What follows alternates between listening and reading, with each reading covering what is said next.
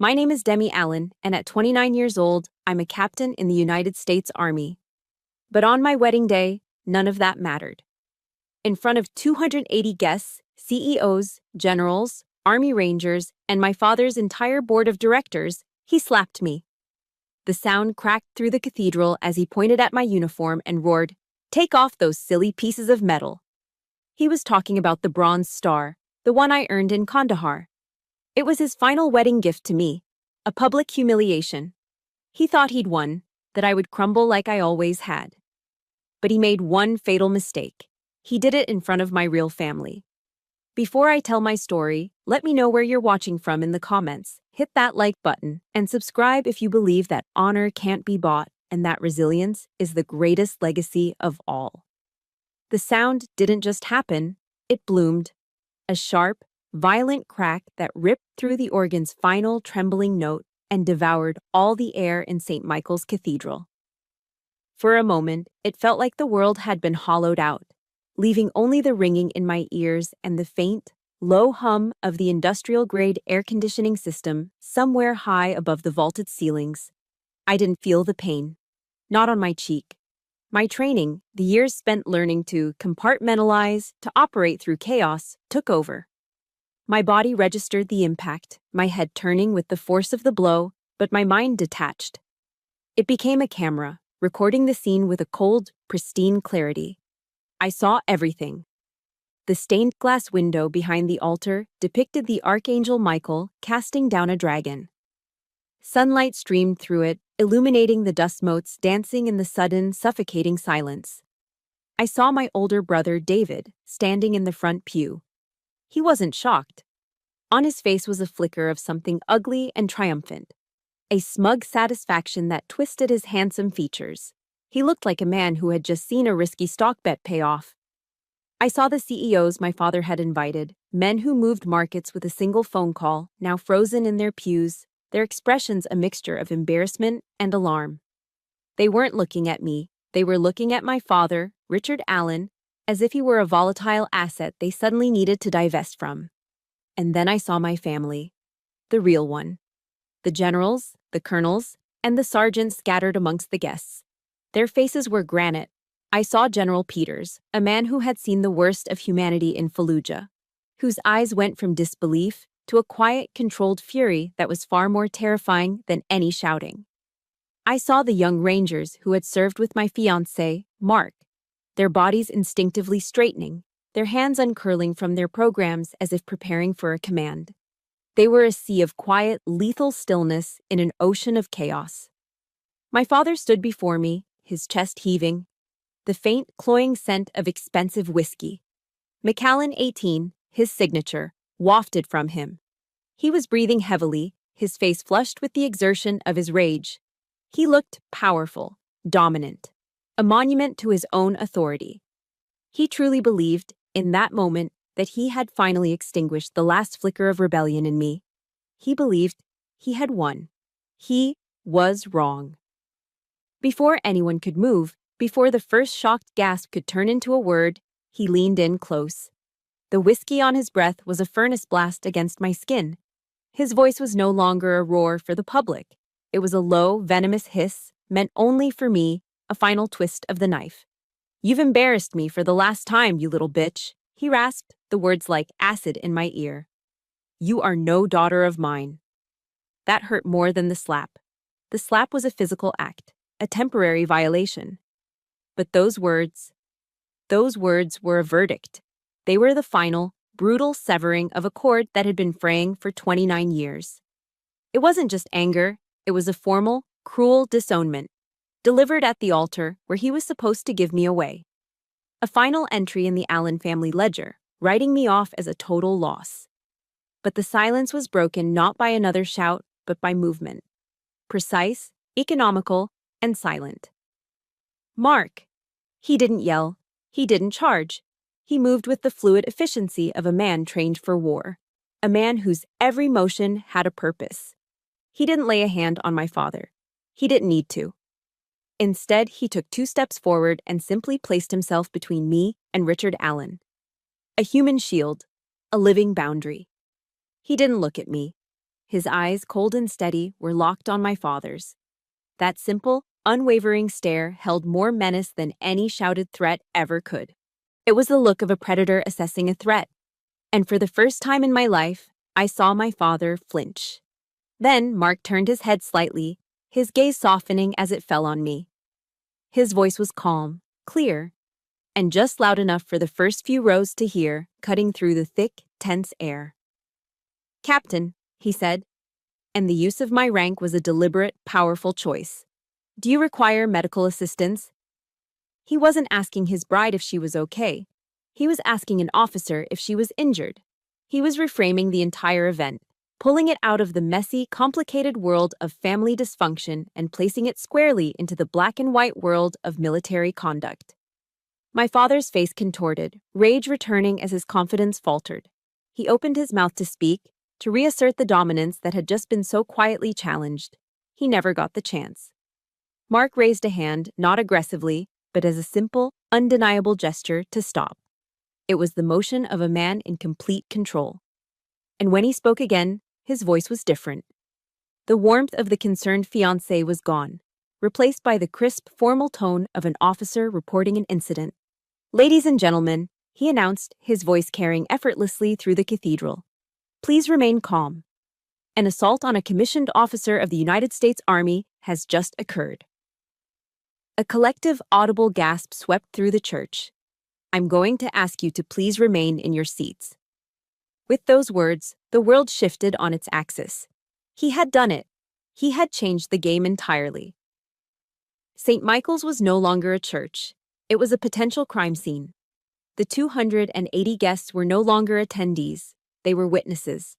And my father, Richard Allen, the titan of industry, the king of his own empire, was no longer a father disciplining his daughter. He was a perpetrator. Time has a strange way of stretching and compressing in a crisis. In the ringing silence of St. Michael's, a single second felt like an eternity. Mark's words, "An assault on a commissioned officer has just occurred," hung in the air, shimmering and dangerous. They had created a new reality. And in the space between the old one and the new, my mind didn't stay in the present.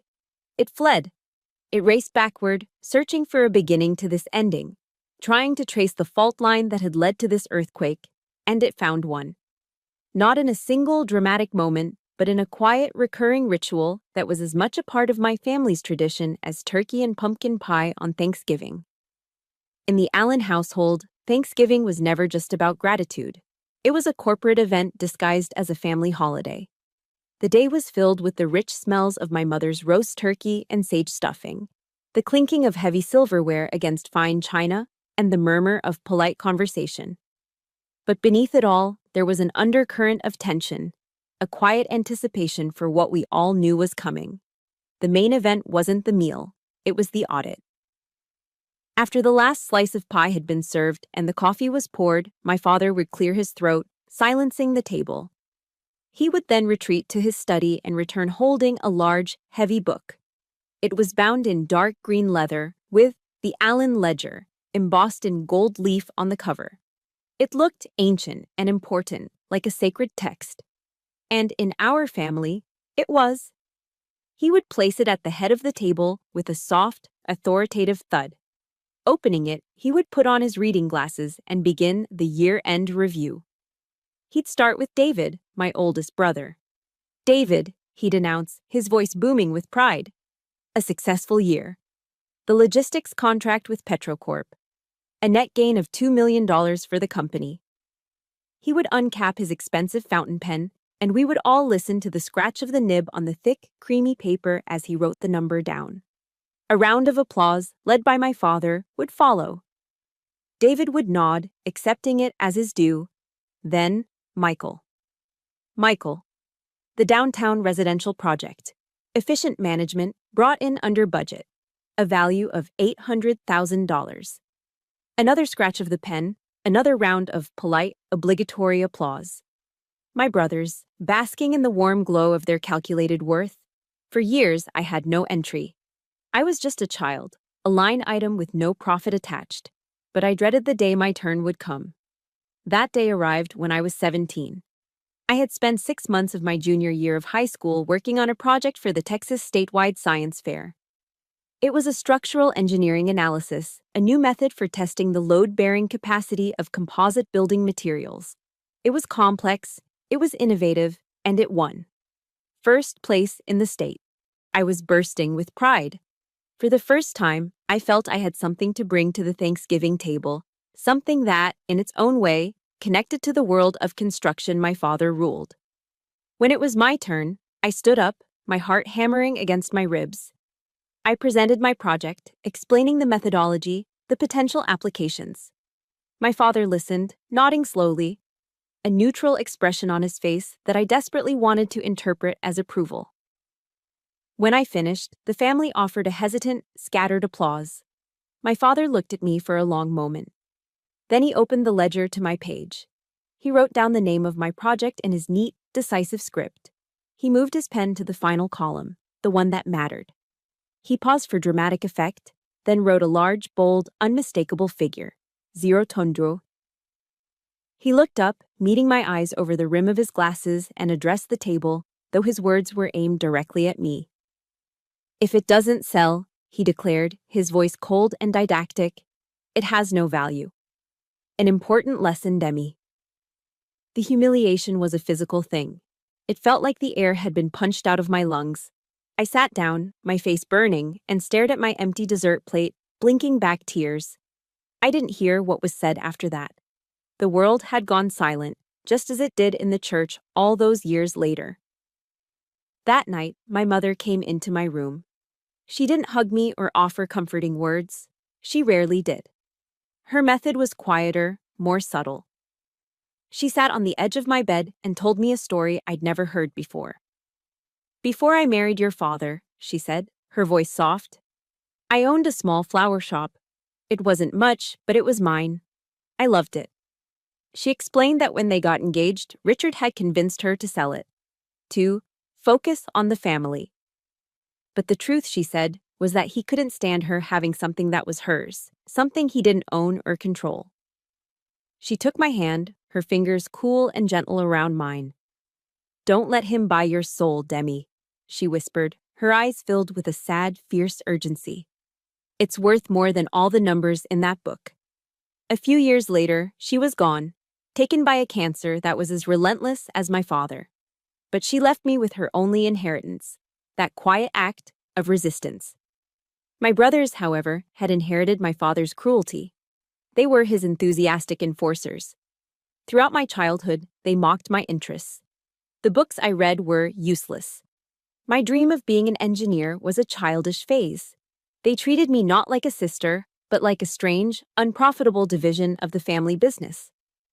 When I finally announced my decision to enlist in the army, it was David who sealed my fate with my father.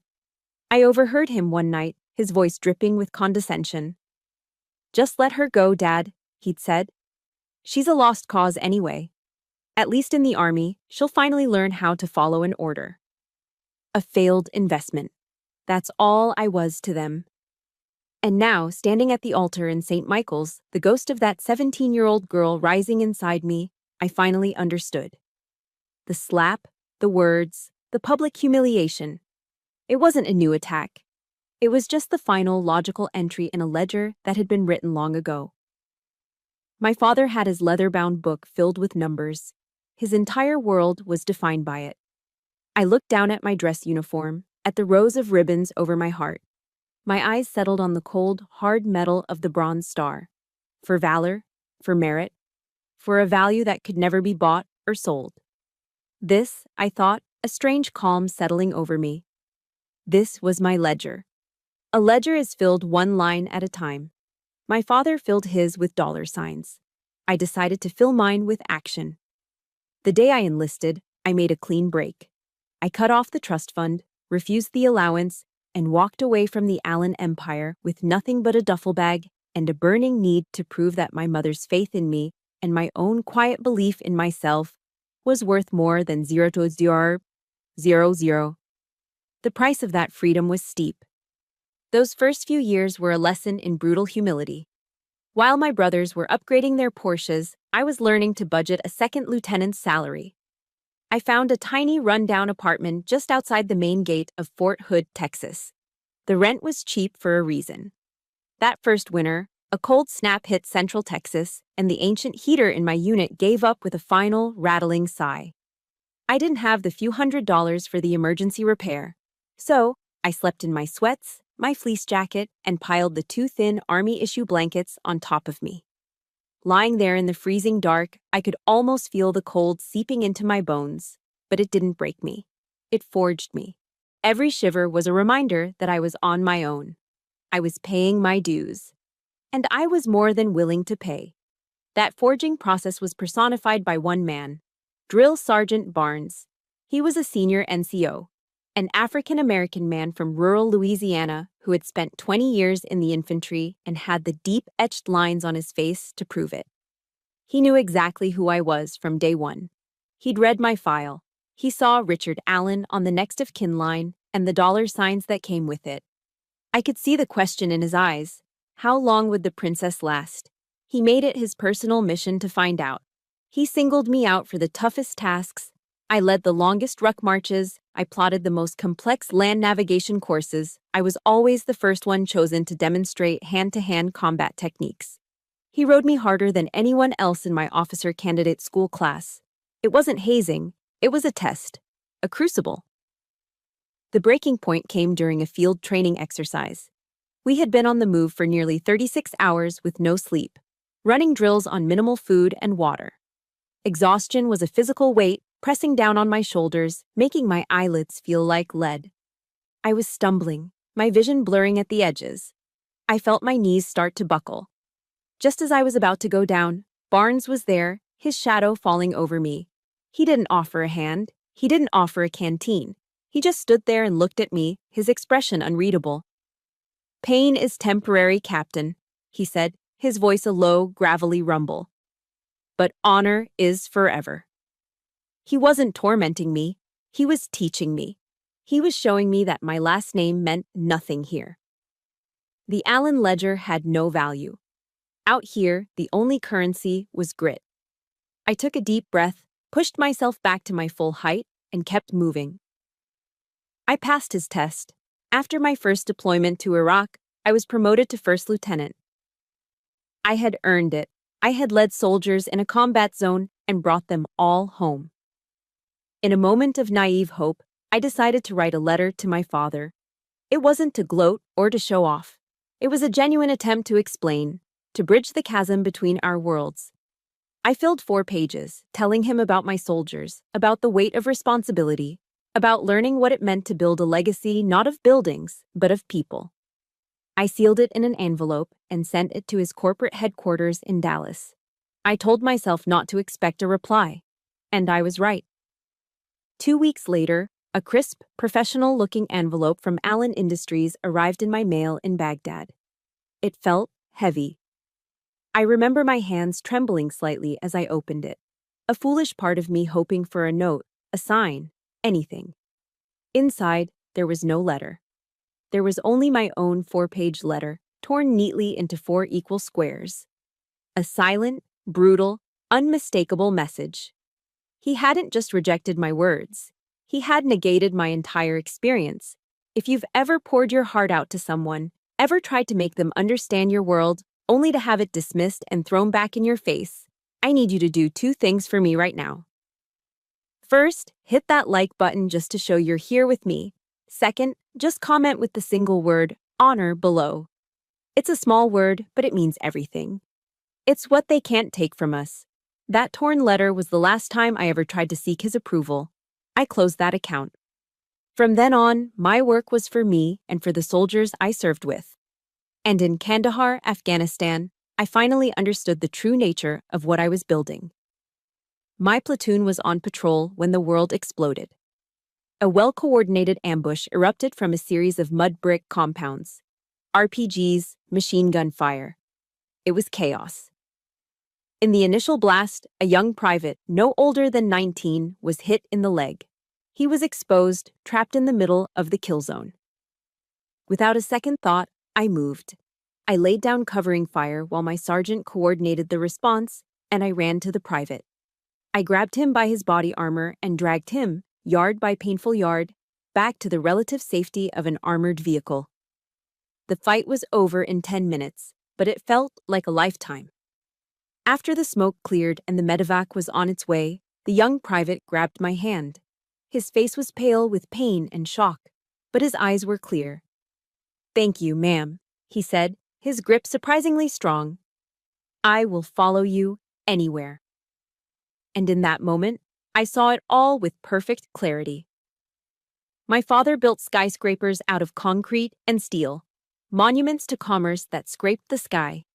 They were impressive, they were valuable, but they were hollow. I was building something else entirely.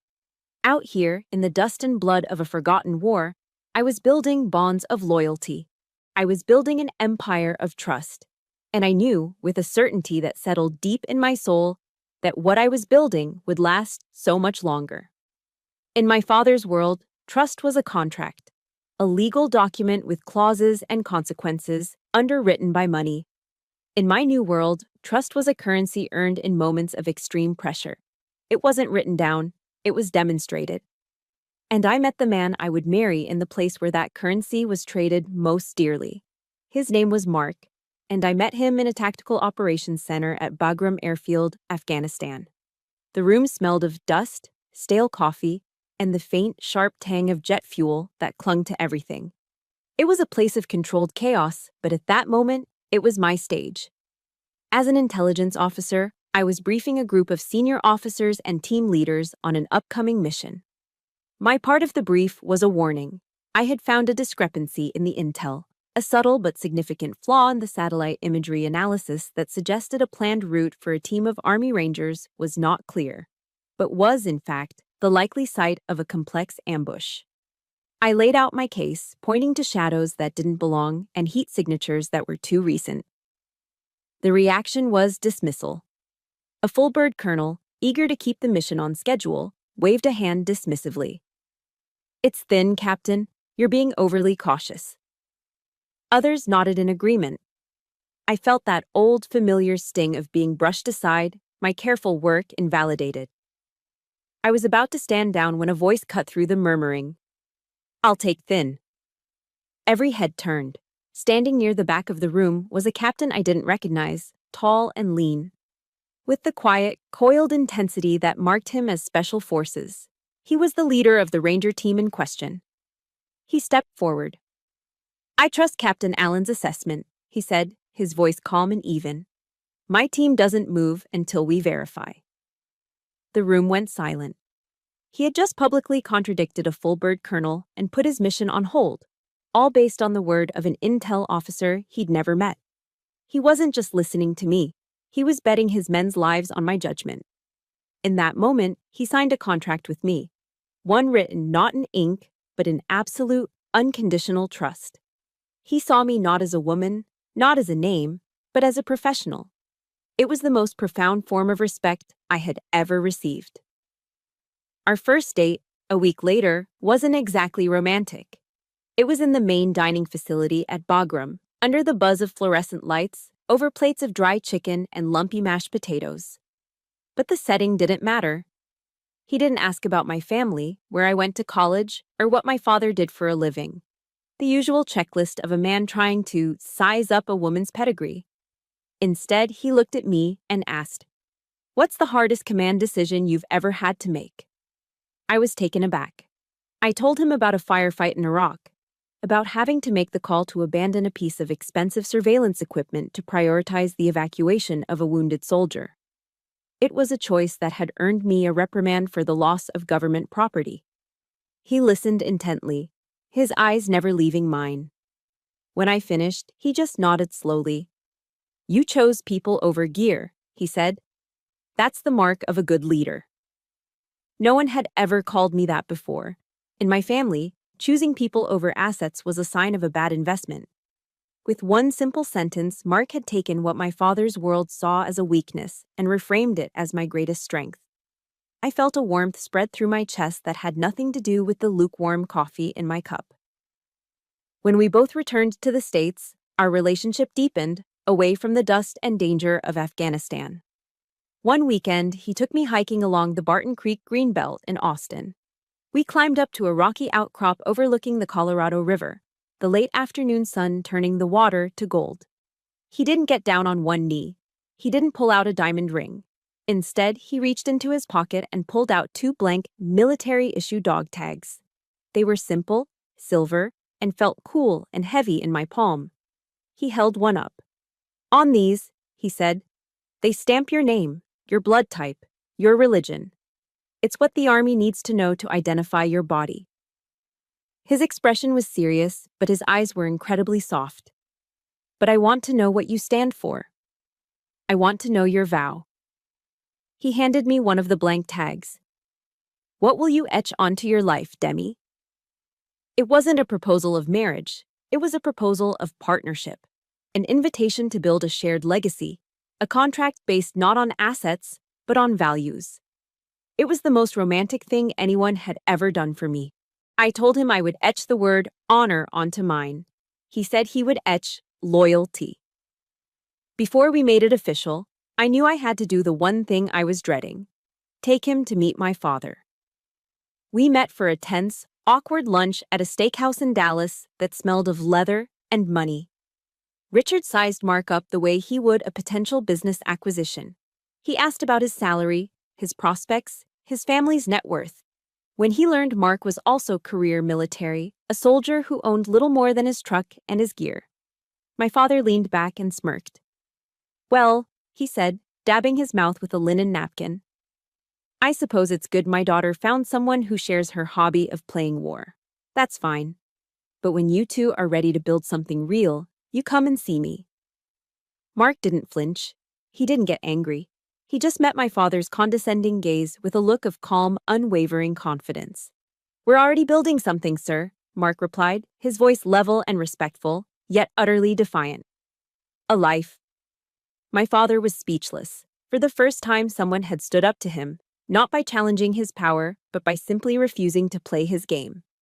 Mark's self-worth wasn't tied to a number in a ledger, so my father had no leverage, no way to control him. On the car ride home, I was quiet, the encounter leaving a sour taste in my mouth. Mark reached over and took my hand. He pulled an old brass compass from his pocket and placed it in my palm. It was worn, the edges smooth from use. "I was going to give you this later," he said. "For you. Because you always know the way home, no matter where home is." He paused, then looked at me, his eyes seeing right through the armor I'd spent a lifetime building. "You don't need his empire, Demi," he said, his voice firm and certain. "You are an empire." The weeks following my engagement were a rare period of calm. For the first time, I felt like I was building a life on my own terms, a life Mark's words had given me the courage to claim, my own empire. But empires are never left unchallenged.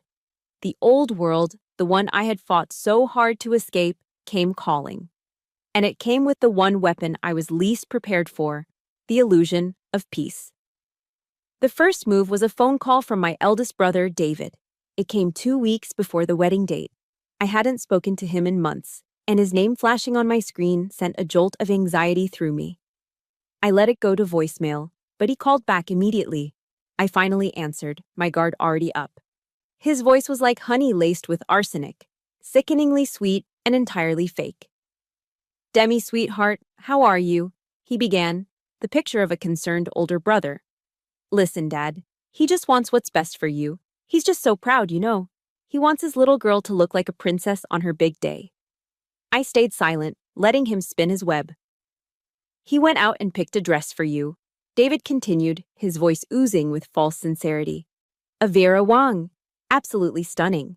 He just wants to see you happy, Demi." There it was, the opening salvo. Not a demand, but a gift. A Trojan horse made of silk and lace. I knew what it really was, a test of loyalty. A uniform for his side of the conflict. "That's very generous, David," I said, my voice carefully neutral. "But I've already chosen what I'm wearing." The honey vanished from his voice, replaced by the cold, hard tone of a businessman closing a deal. "Look, just compromise a little, Demi. Wear the dress, be nice to Dad at the church. Maybe even apologize for, you know, the misunderstanding. He'll forgive you. He's even set aside a seven-figure check as a wedding gift. Just think of it as a business transaction. A small concession for a big payout. It's a good deal. A business transaction. My dignity, my identity, my self-respect. All just commodities to be traded for peace and a fat check. The rage was a cold knot in my stomach. My wedding is not a business deal, David, I said, my voice low and final. And I'm not for sale. I hung up before he could respond. I thought that would be the end of it. I was wrong. The next day, a text message arrived from David. It wasn't words, it was a picture. An old photograph of my mother, smiling, her arm around a much younger me. She looked so happy, so full of life. The caption below it read, "She would have wanted this. She would have wanted her family to be together and happy on your special day." That was the moment the nausea hit me. It was a physical revulsion, a sickness that started in my gut and rose to my throat. They were using her memory as a weapon. They were taking the purest thing I had left of her and twisting it into a tool for emotional blackmail. In the Allen family, even the dead were assets to be leveraged. I finally saw the true depth of the toxicity, how it poisoned everything it touched, even memory, even love. And still, they didn't stop. Despite my refusal, the package arrived the next day. A box so enormous it barely fit through my apartment door, emblazoned with the iconic, elegant script, Vera Wang. It wasn't a gift, it was a power move. It was my father declaring that my wishes were irrelevant. His will would be done. I opened the box. Inside, nestled in layers of tissue paper, was a dress of breathtaking beauty. A cascade of ivory silk and intricate lace, a gown fit for royalty. It was the kind of dress little girls dream of. But as I looked at it, I didn't see a dream. I saw a prison. I saw a uniform of surrender, a costume I was meant to wear to play the part of the dutiful daughter. I looked from the dress to my own uniform, hanging crisp and proud on the back of my bedroom door. The deep blue of the Army service uniform, the polished brass of the buttons, the neat rows of ribbons telling the story of my life, my sacrifices, my honor. The choice had never been clearer. One was a costume. The other was my skin. The next morning, I carefully repacked the Vera Wang gown into its magnificent box. I didn't rip it. I didn't deface it. That would have been an emotional reaction, and this was now a strategic operation. I drove it across town to a small nonprofit I knew of, a place called Brides Across America. They provide wedding dresses, free of charge, to military brides, servicewomen or the spouses of servicemen who can't afford them. I carried the heavy box inside. The woman at the counter looked at me, then at the box, her eyes wide. "I'd like to donate this," I said simply, anonymously. She was speechless for a moment, then nodded, a look of profound gratitude on her face. As I was about to leave, I took a small note card from my purse and placed it on top of the box. I had written it last night, the words coming to me with absolute clarity. It read, "For a woman who understands that strength is more beautiful than silk." As I walked out into the sunshine, I felt a sense of release. I hadn't just gotten rid of a dress. I had taken a symbol of my father's oppression and transformed it into a gift of solidarity. I had redefined its value on my own terms. The war for my wedding day had begun, and I had just fired the first, silent shot. In the military, the hours before a major operation are a strange mix of calm and tension. There's a quiet focus, a sense of shared purpose that hangs in the air. That's what the night before my wedding felt like. There was no bachelorette party with silly games and pink sashes. That wasn't my world. My world, my real family, gathered in the backyard of the small house Mark and I were renting. We sat around a crackling bonfire, the Texas sky dark and sprinkled with stars above us. It was just our inner circle, my two escorts for the wedding, both Rangers from Mark's unit, a tough-as-nails female Apache helicopter pilot I'd served with in Iraq, and a few others from our tight-knit community. The air smelled of mesquite wood smoke and damp earth. We passed around bottles of Shiner Bock, the iconic Texas beer, its dark amber glass cool against our palms. No one talked about the wedding. No one mentioned my father or the Vera Wang dress. Instead, we did what soldiers do. We told old stories. We ribbed each other mercilessly about past mistakes. A botched training exercise, a terrible haircut, a disastrous blind date. We laughed. It was a language of its own, a way of building a perimeter of support without ever saying the words. It was a quiet, unspoken acknowledgement that a significant operation was scheduled for the morning, and they were all on my fire team. Their presence wasn't just a comfort, it was a fortification. When the last of them had finally left, their truck taillights disappearing down the dark country road, Mark and I stood by the dying embers of the fire. He reached out and tucked a stray strand of hair behind my ear. He didn't ask if I was scared. A good commander never asks a soldier a question they already know the answer to. He knew. Instead, he spoke with the quiet certainty of a mission commander laying out the plan of attack. "Tomorrow," he said, his voice low and steady, "you don't have to fight alone. I'm there. Everyone who was here tonight is there. Whatever happens, we will face it together, just like we always have." He reached into his pocket and pulled out something small and heavy. It was an old, brass military lensatic compass, the kind you learn to trust with your life in the field. It was scuffed and worn, the markings faint from years of use. "This was my grandfather's," he said, placing it in my hand. "It got him through Normandy. I'm not giving it to you because I think you'll get lost." He smiled faintly. "I'm giving it to you to remind you that even when the storm hits and you can't see a foot in front of your face, you will always know your true north." Later that night, long after Mark had fallen asleep, I sat in the quiet of our living room. I retrieved a small carved wooden box from my closet shelf. It was the only thing I had taken from my childhood home, a box filled with my mother's keepsakes. I lifted the lid, the faint scent of dried roses and old paper rising to meet me. Inside, beneath a pressed flower and a few faded photographs, was her last letter. She had written it a month before she died, her handwriting shaky but clear. It was filled with love and quiet encouragement, but it was the final lines I sought. She had ended it with a quote from the Bible, a verse she told me had given her strength throughout her life. My fingers traced the familiar words on the thin, almost transparent paper. Joshua 1:9. "Have I not commanded you? Be strong and courageous. Do not be afraid. Do not be discouraged, for the Lord your God will be with you wherever you go." Reading those words, a profound sense of peace settled over me. This battle wasn't new. My mother had been fighting it her entire life, a quiet, dignified war of resistance against my father's suffocating control. She had been preparing me for this moment all along. I wasn't just a daughter rebelling against her father. I was a soldier carrying on the legacy of a fallen comrade. We all have someone like that, don't we? A person living or gone, whose memory or words become our armor. A parent, a grandparent, a mentor, a friend. If you have a person like that in your life, I want you to honor them right now. Just comment with their first name or their role in your life below. Let's fill the comments with the names of the people who make us strong.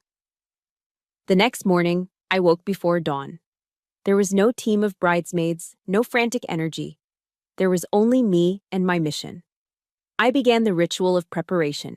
It was a process I knew intimately, one I had performed countless times in the dim light of tents and barracks. I started with the uniform, the fabric crisp and perfectly pressed. I fastened each brass button, the movements precise and automatic. I straightened the jacket, ensuring every line was perfect. Then came the medals. I pinned each one to my chest, my fingers brushing against the cold metal. Each one was a story. The Army Commendation Medal, the Iraq Campaign Medal, the Afghanistan Campaign Medal, and finally, the Bronze Star. My father's silly pieces of metal. To me, they were entries in my own ledger, a record of loyalty, sacrifice, and courage. They were not decorations. They were my flesh and blood. They were my armor. When I was done, I stood before the full-length mirror. I had placed the old compass Mark had given me on the dresser, next to a small framed photo of my mother. My talismans. I looked at my reflection. I didn't see a bride. I saw a captain in the United States Army, fully prepared, her armor in place. And I was ready for the most important mission of my life. The moment the heavy oak doors of St. Michael's Cathedral swung open, a hushed silence fell over the pews. The rich, resonant chords of the pipe organ began to swell, filling the cavernous space. But I barely heard it. My eyes were fixed on the end of the long crimson-carpeted aisle, where Mark stood waiting. And then, my heart stopped. Stepping out from the front pew, my father moved to the center of the aisle, positioning himself directly in my path. He wasn't waiting to give me away. He was waiting to stop me. He stood there, broad-shouldered in his tailored Tom Ford suit, a human wall between me and my future, a final gatekeeper. For a split second, the conditioned reflex of a lifetime took over. A tremor of fear, cold and sharp, shot through me. My shoulders tensed, my breath caught in my throat. I felt an instinctual urge to flinch, to retreat, to become small, just as the little girl inside me had been trained to do for nearly 3 decades. But then, I felt it. On either side of me, my escorts, 2 hardened rangers from Mark's unit, men who had walked through hell and back, imperceptibly squared their shoulders. It wasn't an aggressive move. It was a signal, a silent, steadying pressure that communicated a simple, powerful message without a single word. We are here. We have your 6. That was all I needed. I took the first step. That aisle was the longest I have ever walked. It wasn't measured in feet, but in memories. Each step I took was a journey back through the map of my own private war zone, the landscape of my father's disapproval. The first step took me back to Thanksgiving, to the suffocating silence of the dining room as I stood there at 17, a statewide science champion. I could see the heavy, leather-bound ledger open on the polished mahogany table. I could feel the weight of my family's eyes on me, and I could see my father's hand holding his gold Mont Blanc pen. As he wrote that big, bold, damning number next to my achievement, 000 euros. The sound of my brother David's triumphant smirk was louder than any applause I had received. The next step took me to a dusty, sun-baked mailroom in Baghdad. I was holding the stiff, corporate envelope from Allen Industries. I felt that flicker of foolish hope again, the one I could never seem to extinguish, the hope that this time would be different. Then, the feeling of the 4 neat squares of my own letter falling from the envelope into my hand. My heart, my explanation, my pride, torn into pieces and sent back across the world without a single word of reply. A dismissal colder and more final than any argument. With another step, I was back in my small apartment at Fort Hood. The phone pressed hard against my ear. It was just a few months ago, after I told him I would be wearing my uniform to the wedding. His voice, a low growl of controlled fury, echoed in my memory. "You will not embarrass this family with that ridiculous costume," he'd said. "You look like a common grunt, a piece of government property, a goddamn disgrace." The words he used weren't just insults. They were designed to strip me of my identity, to reduce my life's work to rags.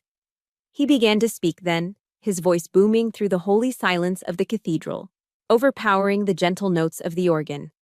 He didn't shout, not yet. He spoke with the measured cadence of a CEO delivering a final verdict on a failed investment. He spoke of shame, of disrespect, of a daughter's duty. He spoke of family honor, but he meant corporate reputation. For a terrifying moment, I felt myself shrinking. The captain began to fade, and the little girl, desperate for a kind word, for a single glance of approval, began to surface. I felt weak, exposed, my armor of metals and rank suddenly feeling as flimsy as paper. I was that 17-year-old girl again, standing before the ledger, waiting for my value to be declared non-existent. And then, another voice cut through the noise in my head. It was quiet, gravelly, and steady. It was a voice I had first heard in the middle of a 36-hour training exercise, a voice that had pulled me back from the brink of collapse. It wasn't my voice.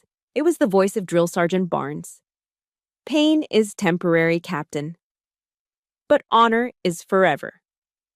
The words were a shield. They were simple, hard, and true. They were forged in a crucible my father could never comprehend. That voice, The voice of a man who had tested my limits and found them worthy was louder than my father's roar. It was the voice of my true inheritance. My father raised his hand. Time slowed to a crawl. The air grew thick. The scattered gasps from the guests seemed to hang suspended in the air. I saw the movement, the beginning of the arc, the same hand that had once taught me how to ride a bike now coming to strike me down. But I didn't look at the hand. I refused to give it power. I looked past my father, past the architect of my pain, and I fixed my gaze on the end of the aisle. I looked at Mark. He was standing perfectly still at the altar, his hands clasped behind his back. And on his face, I saw no pity. There was no fear, no panicked urge to rush forward and save me. There was only absolute, unwavering trust. His eyes were not looking at a victim. He was looking at his partner, at a fellow commander, and he was trusting me to handle my sector of the battle. And in that infinitesimal space between a hand being raised and a blow being struck, I realized this wasn't an attack. It was a choice. A final, definitive choice laid bare before God and 280 witnesses. Who was I going to be in the instant after this moment passed? Would I be Richard Allen's broken daughter, the one who finally crumbled under his rage? Or would I be Captain Demi Allen, United States Army? A commander never flinches. A commander holds the line. I straightened my back, lifted my chin, and prepared to meet the impact, not as a punishment, but as my final, bloody, glorious liberation. I held my ground, my chin high, my body braced for the impact. The sting of the slap never came. In the space between heartbeats, Mark moved. He wasn't loud or aggressive.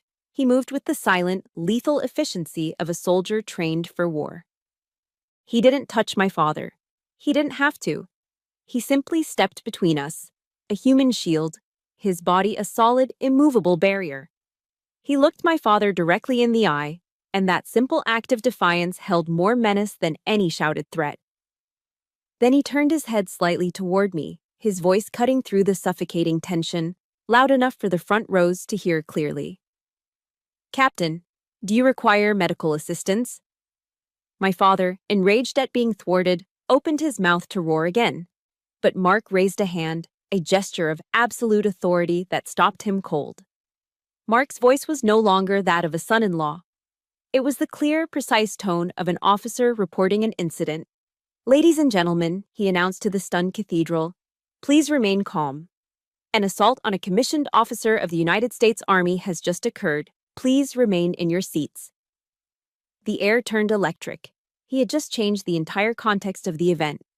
But the real coup de grace, the move that shattered my father's world, came from a place he never could have anticipated. From the third pew, an elderly man with a chest full of ribbons and 4 silver stars gleaming on the shoulders of his dress uniform rose to his feet. It was General Matthews, a living legend in the Army, a man who had commanded divisions in Desert Storm. He was Mark's guest, a mentor from his early days. He didn't shout. He didn't need to. His voice, a deep and powerful baritone honed by decades of command, rolled through the sacred space like thunder. "Attention!" It was the highest command. It was not a request.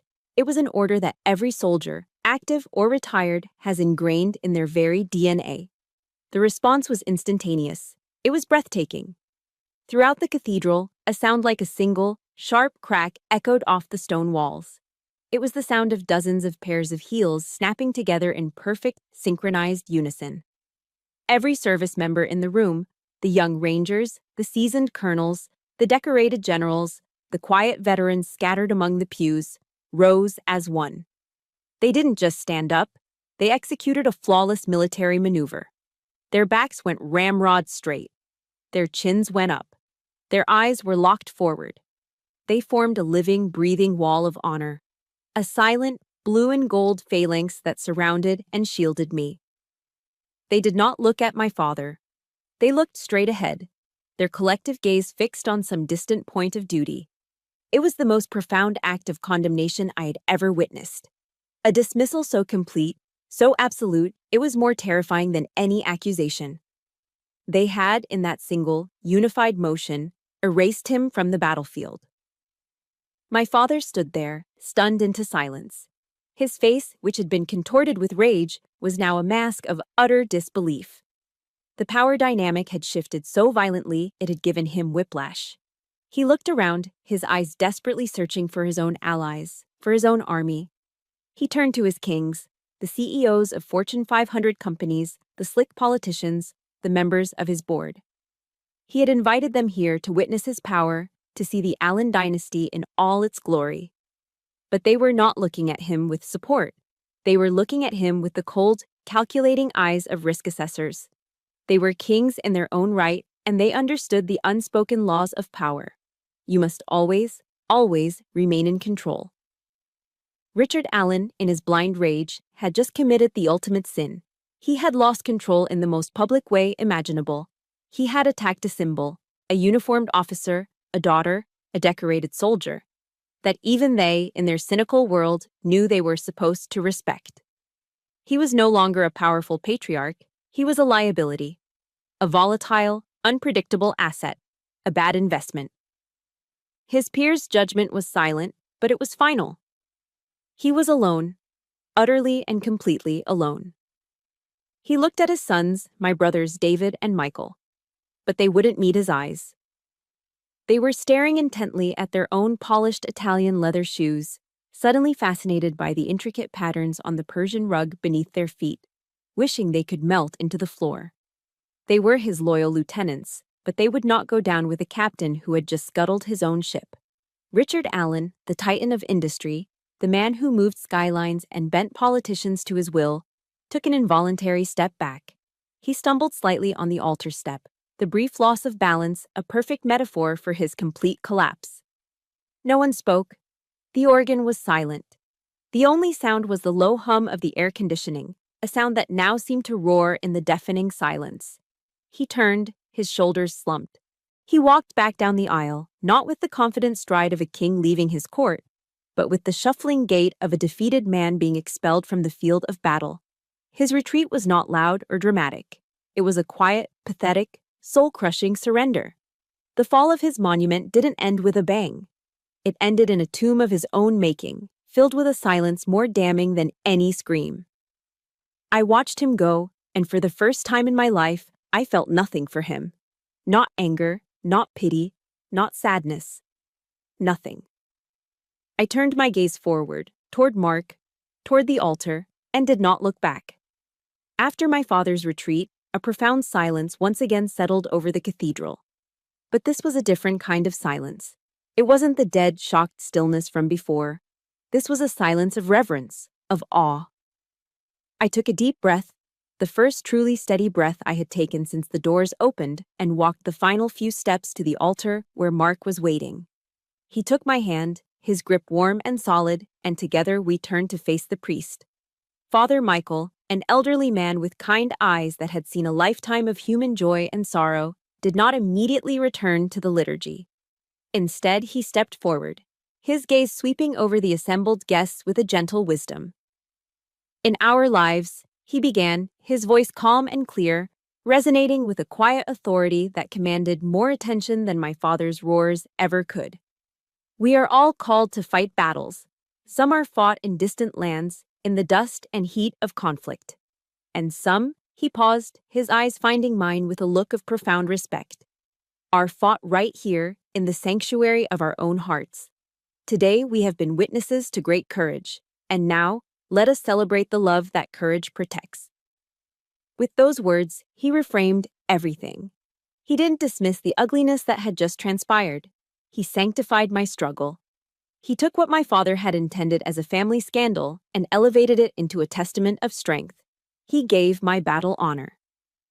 As we turned to face each other to say our vows, every word took on a new, profound weight. When I looked at Mark and said the ancient words, to have and to hold, to love and to cherish, I wasn't just speaking to him. I was making a promise to myself, a vow to cherish the woman I'd fought so hard to become, to honor the captain who had refused to surrender her ground. I was signing a peace treaty, not with my father, but with myself. And when Mark spoke his vows, his voice steady and sure as he promised to honor and protect me, Every person in that church knew it wasn't just a line from a script. It was a solemn oath he had already proven in action. The entire cathedral, my true family, had borne witness to it. Our vows weren't just spoken, they were ratified.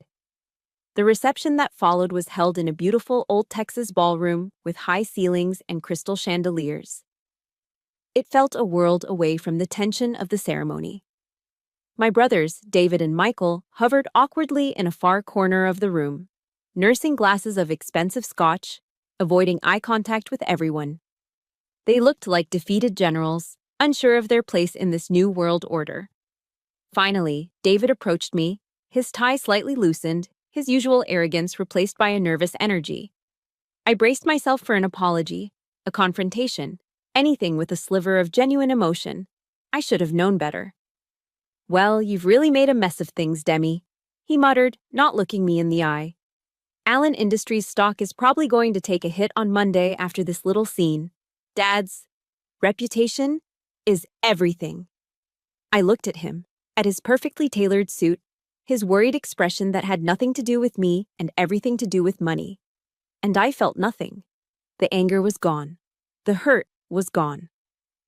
All that was left was a hollow, echoing pity. He was a prince of an empire I no longer had any allegiance to, speaking a language of profit and loss that was now foreign to me. "That's your empire, David," I said, my voice soft but clear. "Not mine." And with that, I turned my back on him, a final, quiet act of secession, and walked away. Later, it was time for our first dance. The band leader approached Mark, expecting a request for a slow, romantic ballad. Mark leaned in and whispered something to him. The band leader's eyebrows shot up in surprise, but he nodded and returned to the stage.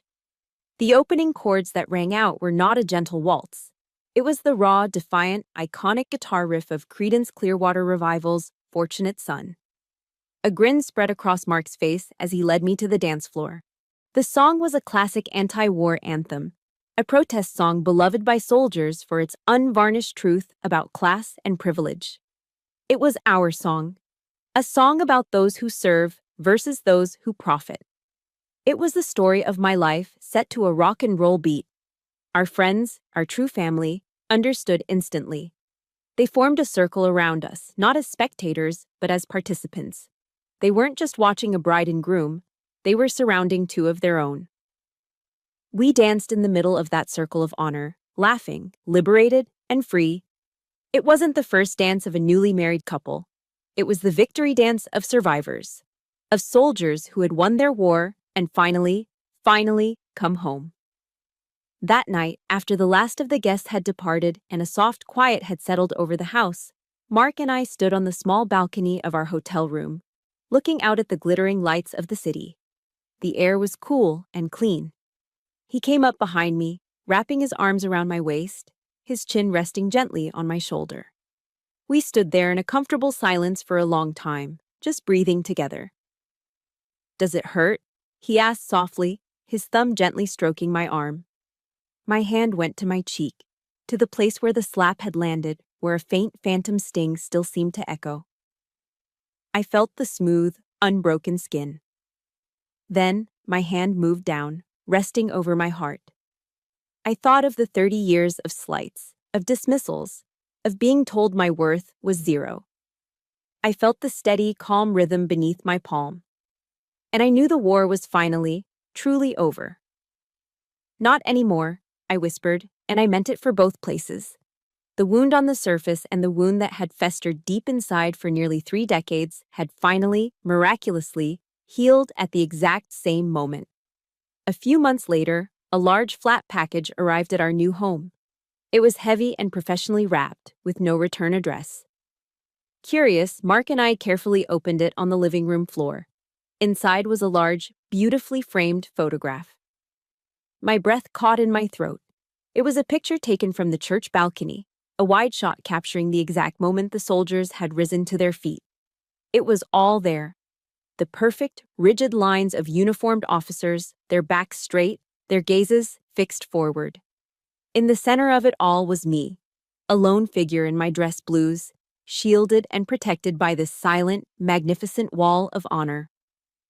Off to the side, almost an afterthought, you could see the blurred figure of my father, isolated and irrelevant.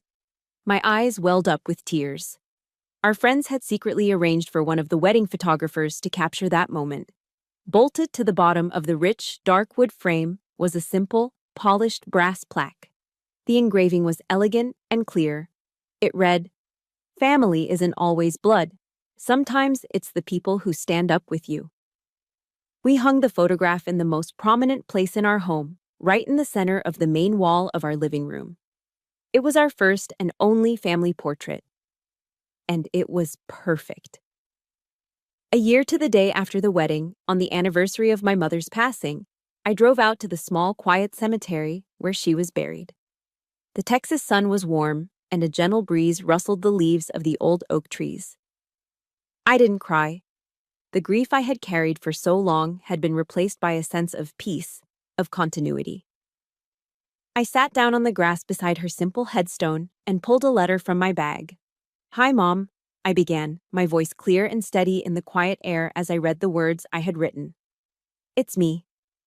A lot has happened this year. I just wanted to let you know. I finally did it. I built my own legacy. It's not made of brick and mortar, Mom. It's not measured in square feet or stock prices. It's built on a foundation of honor. It's held together by the mortar of loyalty. And it's sheltered by a love so strong it can face down any storm. It's smaller than Dad's empire for sure, but it's real. And it's mine. You told me not to let him buy my soul. I didn't. I held on to what was true, even when no one else was clapping. I hope you're proud." I folded the letter, a sense of completion washing over me. I didn't need an answer. I could feel it. The story ends here, but my mission continues. A few years later, now a major in the Army, I was asked to speak to a group of newly commissioned female officers, young women about to take on their first leadership roles. They sat before me, their faces young, eager, and full of the same mix of confidence and fear I once knew so well. I didn't tell them the story of my wedding. I didn't need to. The lessons were more important than the events. I looked out at those bright, determined faces, the future leaders of our Army, and I left them with the most important piece of intelligence I have ever gathered. "People will try to tell you what you are worth," I said, my voice ringing with a conviction forged in fire. "They will put a price tag on your dreams. They will try to fit you into a column on their ledger. Do not ever believe them. Your value, your legacy, is not defined by their applause. It is defined by your actions when no one is watching. It's defined by the integrity you maintain when you are tested. And it is defined by how you stand your ground when the entire world is telling you to fall back." I looked at each and every one of them, pouring all the strength my mother gave me, all the honor the Army taught me, and all the love Mark showed me into my final words. So go out there and build your own empire. That's my story. It's proof that a legacy isn't something you inherit. It's something you build, one act of courage at a time. I know I'm not alone, and that many of you have fought your own battles to define your own worth. Your stories are the reason this channel exists. If you believe in the power of resilience, please subscribe and become part of our community. Like this story if it touched you, and share it with one person who needs to be reminded of their own strength. Finally, comment below with one word that defines the empire you are building.